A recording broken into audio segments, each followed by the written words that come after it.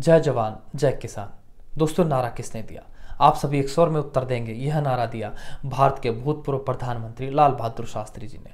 अगर मैं कहूं यह नारा दिया लाल बहादुर जी ने, तो आप एक स्वर में कहेंगे, एक झटके में उत्तर देते हुए कहेंगे कि अनिल भाई, आपको पता होना चाहिए उनका पूरा नाम लाल बहादुर शास्त्री था।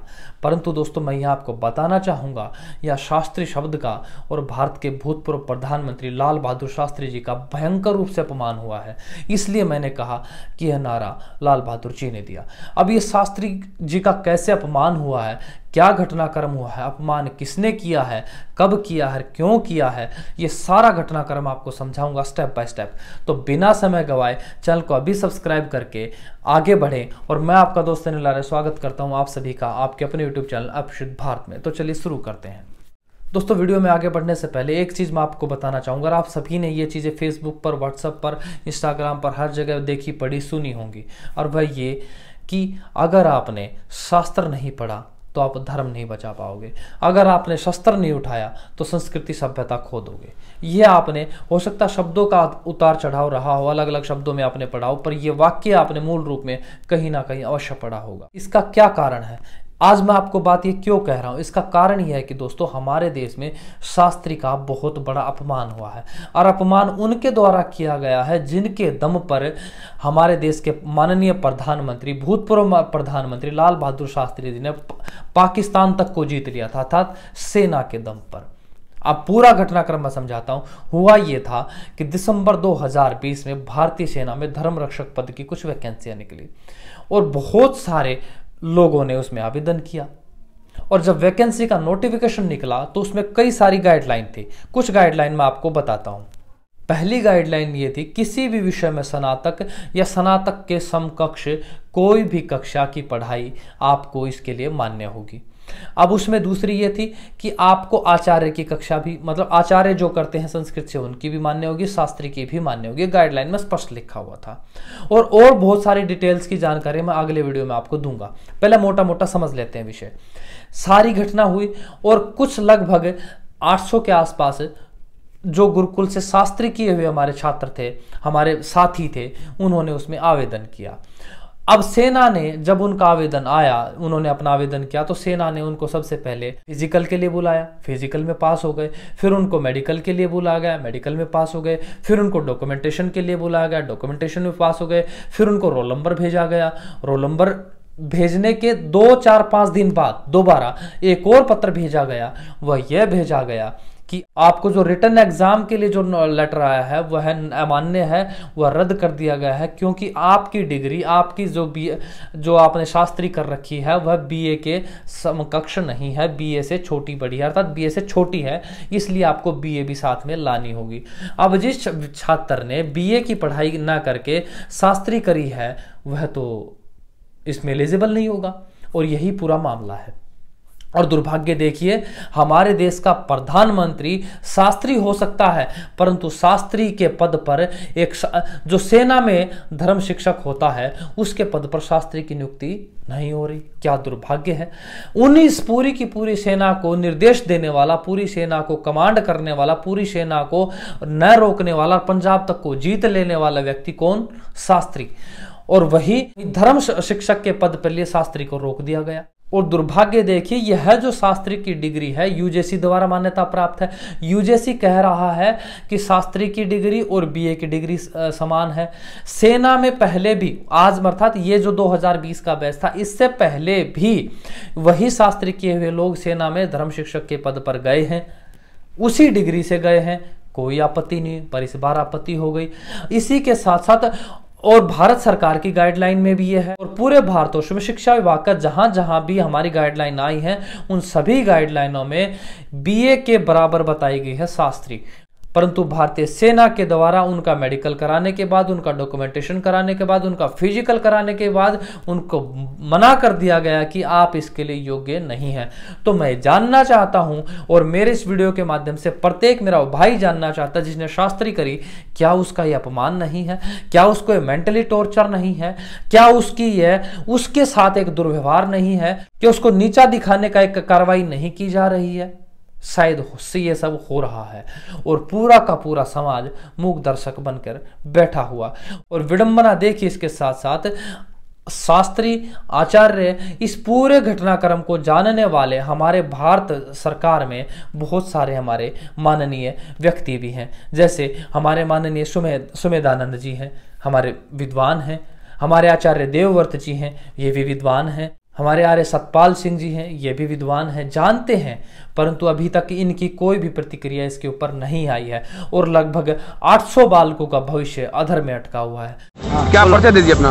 मैं शिवम शुक्ला, छात्र हूँ संपूर्ण संस्कृत विश्वविद्यालय का। किस लिए आज ये ज्ञापन दिए, क्या है? हमारी डिग्रियों को भारतीय सेना में जो धर्म शिक्षक पद पर है, सेना मुख्यालय ने मेन समय पे हमारा मेडिकल कराया, हमारा फिजिकल कराया, हमारे डॉक्यूमेंट वेरिफिकेशन कराए और हमारे एडमिट कार्ड भी दिया कि आप मुख्य परीक्षा में बैठ सकते हैं। उसके जस्ट कुछ ही दिन बाद हमें एक लेटर देते हैं कि आप इस शास्त्री की डिग्रियाँ BA के समतुल्य नहीं मानी जा रही हैं और हम इस पर विचाराधीन कर रहे हैं। जबकि इसके पूर्व हमारी ही डिग्रियों से न जाने कितने धर्म गुरुओं की भर्ती भारतीय सेना मुख्यालय में की गई। अब आज के डेट में लगभग 800 लड़कों का भविष्य आधार पे अटक गया है और वो तमाम लड़के अब दर बदर की ठोकर खाने को मजबूर हैं। इसी क्रम में हम जिलाधिकारी महोदय और उत्तर प्रदेश के राज्यपाल और मुख्यमंत्री महोदय से इसके लिए एक ज्ञापन दिए हैं और अगर हमारी बातें जल्द से जल्द नहीं सुनी जाएंगी तो हम इसके लिए उसका आंदोलन भी करेंगे, क्योंकि अब हमारा भविष्य अधर में अटक चुका है। बहुत सारे बंदे जो शास्त्री डिग्री कर रहे हैं और हमारी डिग्रियों पे एक प्रश्न चिन्ह खड़ा करना,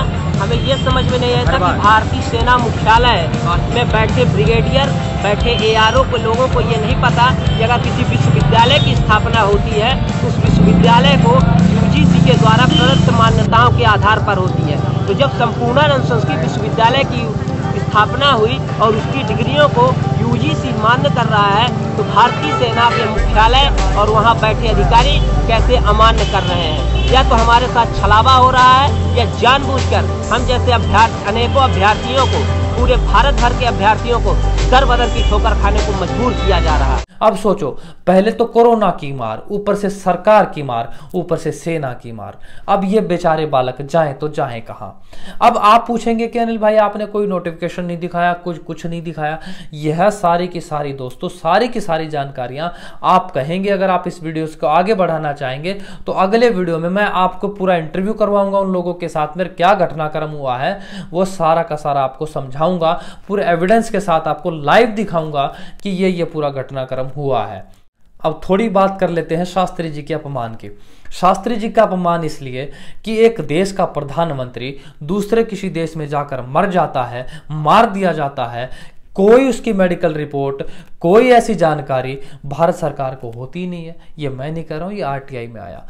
एक देश के प्रधानमंत्री को हार्ट अटैक बताया गया, हार्ट अटैक बताने के बावजूद भी उनके गले, गर्दन के पीछे छेद, उनके यहाँ पे कट, पूरी टोपी खून की भरी हुई और पूरा का पूरा लहूलुहान बॉडी, फूली हुई बॉडी, रंग काला पड़ा हुआ शरीर उनका भारत लाया गया, परंतु कोई मेडिकल टेस्ट नहीं, कोई इंक्वायरी नहीं और पूरा का पूरा पूरी राजनीति में सन्नाटा पसर गया, पूरी सरकार में सन्नाटा पसर गया।